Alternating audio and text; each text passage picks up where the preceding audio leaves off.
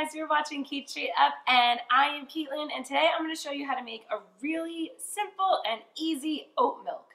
Oat milk is all the rage right now. It's the new almond milk or whatever's trendy, and it's actually really super easy to make homemade. All you need is some rolled oats and some water and a couple other ingredients if you want to add it, and then you have yourself some oat milk. So you're going to want to make sure that you have a really good blender. I have my Cait blender, which is available on Amazon.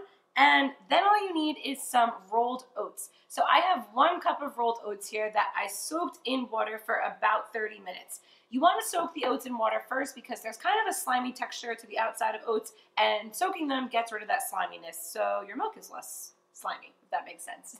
So after you soak your oats, you're just going to go ahead and get them into your blender.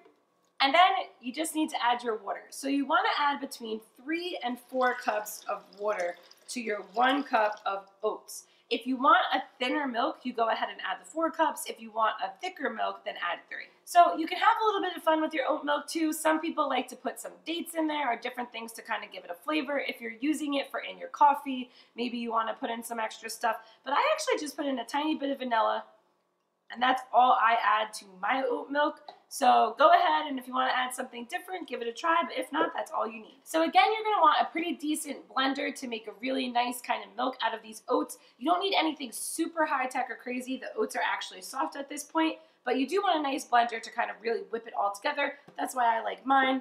Like I said, the Cait one, but go ahead and use the one that you have. Once we're locked and loaded, we're going to blend our oats for about 1 to 2 minutes until it's running smooth.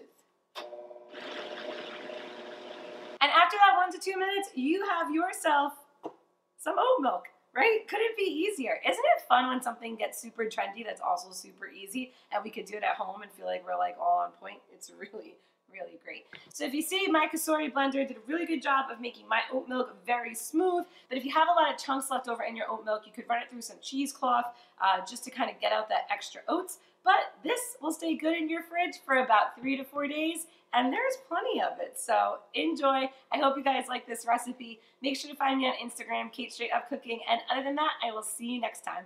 Bye-bye.